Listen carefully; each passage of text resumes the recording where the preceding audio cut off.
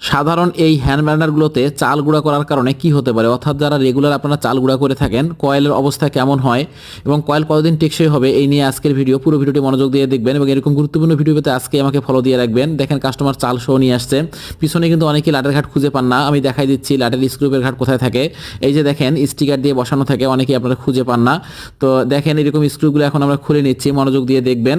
এবং অবশ্যই এরকম মোটর জ্বলে গেলে কিভাবে মেরামত করা হয় আজকে আমি সেটাই দেখাবো এবং মোটরের অবস্থা কেমন হয় সেটাও দেখেন। এই যে দেখেন এখানে কিন্তু অলরেডি ভিতরের কয়েল কাটে গেছে, অর্থাৎ যেভাবে কয়েলগুলো পেঁচানো থাকে এর মধ্যে কোনো একটা অংশ পুড়ে যায় এবং কাটে যাওয়ার কারণে এখানে লাইনটা আলাদা হয়ে যায় এবং যার কারণে মোটরটি ঘুরে না। এবং এখন দেখেন আমরা স্ক্রুগুলো খুলতেছি, মানে পুরো মোটরটা কিন্তু আমরা খুলে আলাদা করে নিব।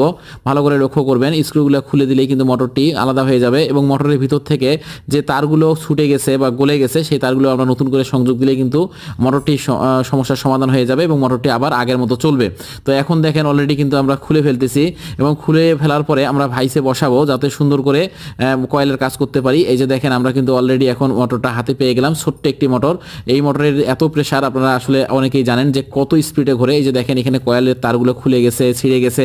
আমরা এখন এই কাজটা করে দিব এবং করে দিলে ইনশাল্লাহ ঠিক হয়ে যাবে। তো আপনাদের যাদের হ্যান্ড ব্লেন্ডার সমস্যা হয়েছে দ্রুত আমাদের সঙ্গে যোগাযোগ করবেন এবং অবশ্যই ভিডিওটি শেয়ার করে সবাইকে দেখার সুযোগ করে